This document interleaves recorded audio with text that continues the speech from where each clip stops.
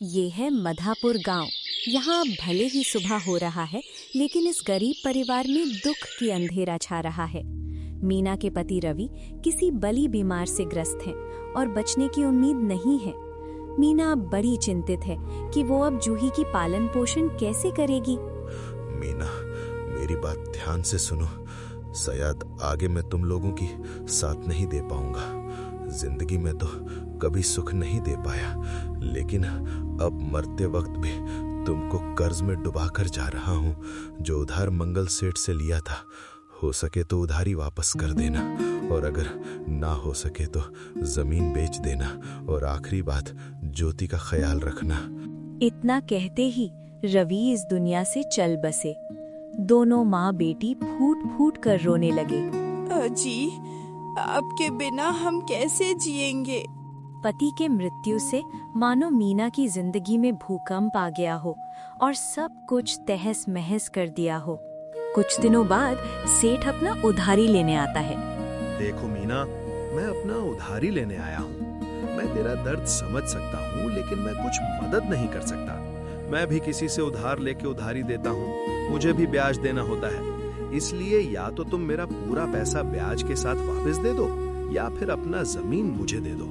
देखिए सेठ जी, मेरे पास तो आपको देने के लिए फूटी कौड़ी भी नहीं है, इसलिए आप हमारा जमीन ही रख लीजिए।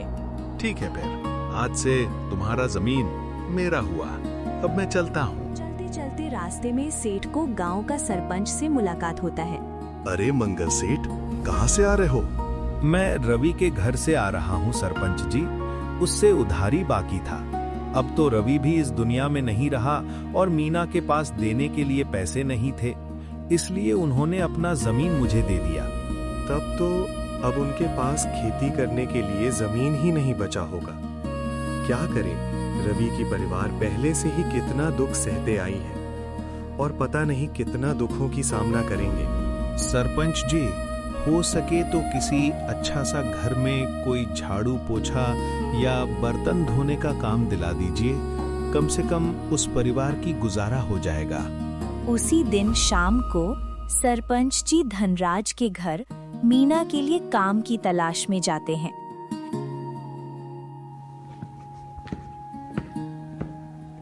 धनराज इस गांव की सबसे धनी व्यक्ति है, पर घमंड जरा सी भी नहीं। लेकिन हाँ, उसकी पत्नी बड़ी सख्त, कंजूस और गुस्से वाली है। आइए सरपंच जी, कैसे हो आप? सब ठीक तो है ना? मैं तो बिल्कुल ठीक हूँ, और आप बताइए, क्या हाल है आपका? ऊपर वाला की कृपा से सब कुशल मंगल है। वैसे आज मेरे घर कैसे आना हुआ सरपंच जी? कल मैं रवि के घर गया था। दोनों माँ बेटी को देख के बड़ा दुख हुआ। पता नहीं कैसे उनकी जिंदगी का गुजारा होगा। अगर आपके पास कुछ काम हो तो उसकी बड़ी मदद होगी। मेरे घर में तो औरतों के लिए घर का झाड़ू पोंछा साफ सफाई का ही काम होगा। आप एक काम कीजिए, परसों से हमारे यहाँ भेज देना काम के लिए। घर में मेरी पत्नी होगी, वो सारा काम समझा देगी। आपका बहुत बहुत धन्यवाद धनराज जी, उस गरीब औरत की मदद करने के लिए। मैं कोई एहसान नहीं कर रहा सरपंच जी। वो औरत काम पे आएगी तो मेरा घर का काम होगा, इसमें कोई धन्यवाद देने की बात नहीं है। मेरा मतलब है, उस औरत की परिवार आपके वजह से चलेगी, इसलिए आपको धन्यवाद दिया। ठीक है, आप एक काम कीजिए, कल से ही उसे मेरे घर भेज देना। और हाँ, उसे एक बात समझा देना कि मेरी पत्नी थोड़ी सख्त है और कभी कभार डांट भी देगी, तो उसकी बात का बुरा ना माने। ठीक है धनराज जी, अब मैं चलता हूँ। इतना कहकर सरपंच जी सीधे मीना के घर की ओर चल देता है। मीना, ओ मीना, जरा बाहर निकल जा। क्या हुआ सरपंच जी, बताइए। अरे मीना, मैं तुम्हारे लिए अच्छी खबर लाया हूँ। मैं धनराज पाल को तुम्हारा हाल खबर सुनाया है और काम की बात की है। धनराज पाल भले इंसान है।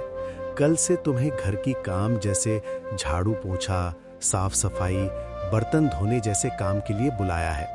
अरे ये तो बहुत अच्छी खबर है सरपंच जी, कल से मैं काम पर जरूर जाऊंगी और आपका बहुत बहुत धन्यवाद। और हाँ, धनराज जी ने एक बात बताया है कि उसकी पत्नी थोड़ी सख्त है, तो तुम्हें थोड़ा संभल के काम करना है। शिकायत का मौका मत देना और अगर वो किसी बात को लेकर डांटे तो उसकी बातों का बुरा मत मानना।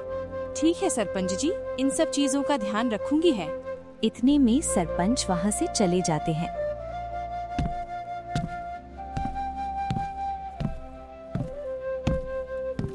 सरपंच जी के चले जाने के बाद मीना की बेटी जूही बाहर निकलती है और अपनी माँ से पूछती है, क्या हुआ माँ?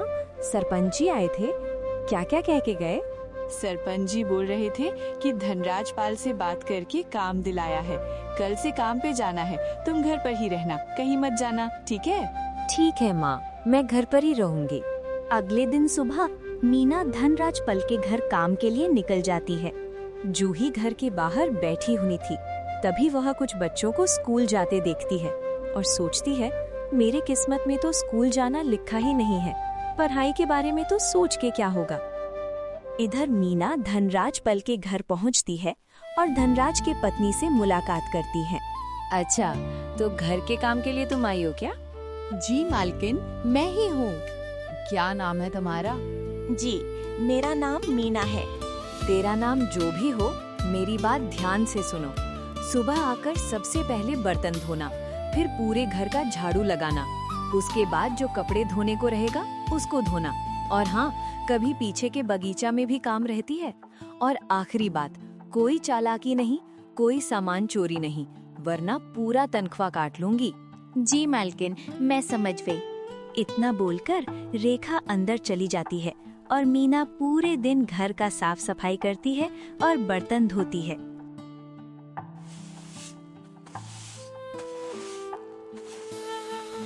शाम को मीना घर वापस आती है। माँ, आपका पहला दिन कैसे रहा? काम तो अच्छा है ना? हाँ बेटी, मेरा पहला दिन अच्छा रहा, बस मालकिन थोड़ी सी सख्त है। मीना हर रोज धनराज के घर काम के लिए निकल जाती है। इधर जूही घर में बैठ के रोज बच्चों को स्कूल जाते देखती है और धीरे धीरे उसका स्कूल जाने का मन करने लगता है।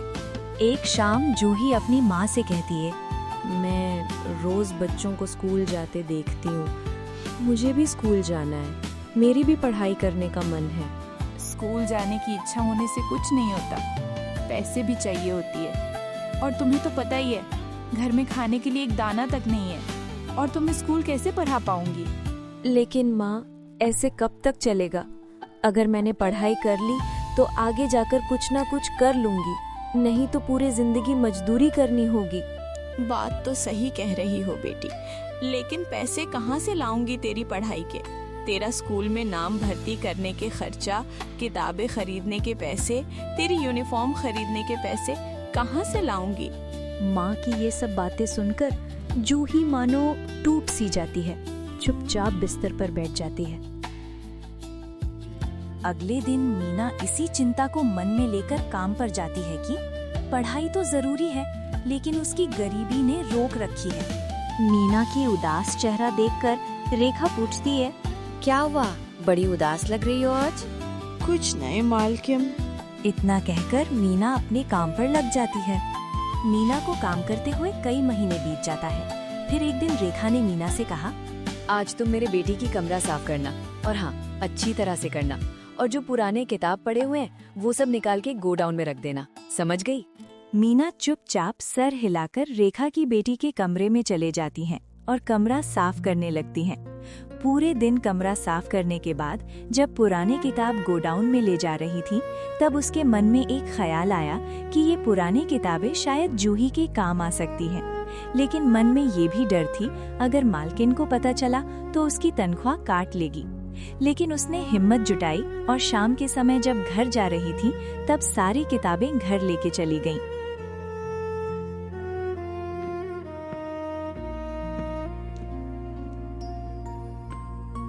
इतने सारे किताबें आप कहाँ से ला रही हो माँ? वो आज मालकिन की बेटी की अलमारा साफ कर रही थी तो ये सब पुरानी किताबें मिली, तो मैंने सोचा कि शायद तुम्हारे काम आ जाए, इसलिए मैंने सारी किताबें घर लेके आ गई। आप रख दीजिए, मैं देख लूंगी कौन कौन सी किताबें मेरे काम आएंगी। जूही सारी किताबें ठीक से देखती है। देख के बहुत खुश हो जाती है क्योंकि उसके कक्षा की सारी किताबें मौजूद हैं। माँ, बहुत धन्यवाद मेरे लिए किताब लाने के लिए। इसमें तो मेरे कक्षा की सारी किताबें मौजूद हैं। अब मैं स्कूल जा सकती हूँ माँ। ये सुनकर मीना बहुत खुश हो जाती है और अगले दिन से जूही को स्कूल जाने देती है।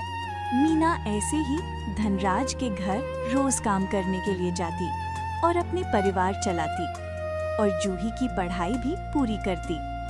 जूही पढ़ाई में बहुत रुचि रखती है और ऐसा करके जूही मालकिन की बेटी की पुरानी किताब से 8वीं कक्षा पूरी कर लेती है।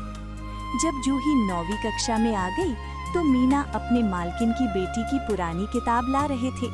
रेखा उसे देख लेती है और कहती है, अरे ओ मीना, ऐसे क्या छुपा के ले जा रही हो, दिखाओ जरा। मीना डर जाती है और कहती है, कुछ भी तो नहीं मालकिन। रेखा आगे आती है और देखती है मीना के हाथों में कुछ किताबें हैं। ये सब क्या है? ये सारी किताबें तुम हमारे घर से चोरी करके ले जा रही हो, इसलिए तुमको हमारे घर पे काम के लिए रखा था। माफ कर दो मालकिन, हमसे गलती हो गई, आगे से और गलती नहीं होगी। माफी मांगने की कोई जरूरत नहीं है और ना ही कल से काम पे आने की जरूरत है। और हाँ, इस महीने की तनख्वाह भी तुझे नहीं मिलेगी, समझ गई?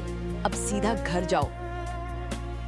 मीना बिना कुछ कहे सीधा अपने घर की ओर चल देती है। शाम को जूही अपने माँ से पूछती है, क्या हुआ माँ, बड़े उदास लग रही हो, कोई परेशानी है क्या? क्या बताऊं बेटी, आज मैं तुम्हारे लिए पुरानी किताबें ला रही थी और मालकिन ने मुझे देख लिया। इसी बात को लेकर मालकिन ने मुझे काम से निकाल दिया। तो क्या आपने इस बारे में मालिक को बताया? अरे कैसे बताए मालिक, तो घर पर रहते ही नहीं हैं, हमेशा व्यापार के सिलसिले में बाहर रहते हैं।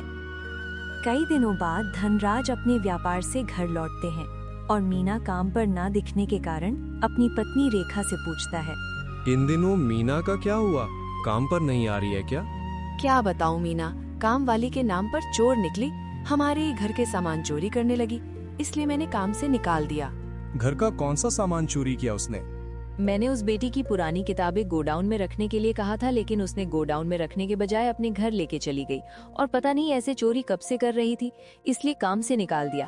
किताबें ही तो लिया था, कौन सी तेरे गहने लेके चले गई? वैसे भी उस पुरानी किताबें तो कोई काम की भी नहीं थी, तो फिर उसे काम से निकालने की क्या जरूरत थी? पता नहीं और घर की कौन कौन सी सामान लेके गई थी। अरे वो ऐसी औरत नहीं है, शायद उसकी बेटी की काम आ जाए इसलिए वो किताबें ली होंगी। तुम बेकार में उस पर शक मत करो।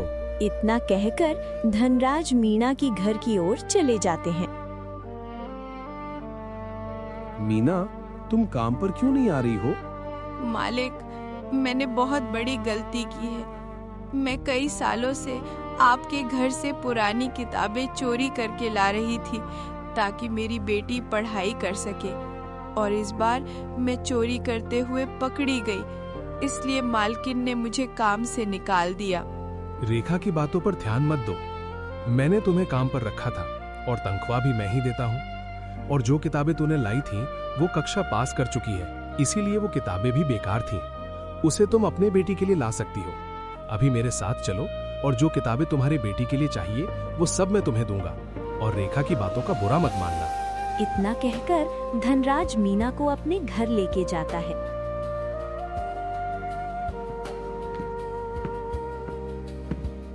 और वो पुरानी किताब दिलाता है और रेखा को भी डांटते हुए कहता है, देखो रेखा, आज के बाद तुम मीना को नहीं डांटोगी, और जो भी पुरानी किताबें होंगी उसे मैं मीना को लेने के लिए अनुमति दे रहा हूँ। शायद तुम इसकी हालत नहीं जानती हो, ये बहुत गरीब परिवार से है। इसका पति कब का मर चुका है।